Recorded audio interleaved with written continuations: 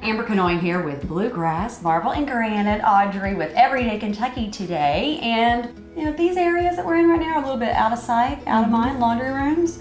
Besides the actual washing and drying, sometimes they can just kind of be an afterthought. But by adding in some hard surfaces, you say they can become a lot more usable. Yeah, you can use any surface in your laundry room. Granite, marble, quartz, it doesn't matter. You're not gonna hurt it.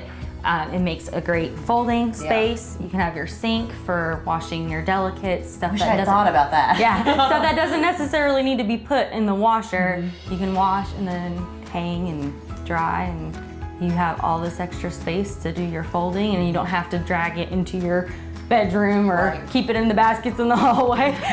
And it seems like this would be a fairly affordable project because it's not a ton of space. Yes, and oftentimes you can find smaller pieces in our remnant yard that you can get for even less expensive. All right, and I know if they have questions about that, they can give you a call.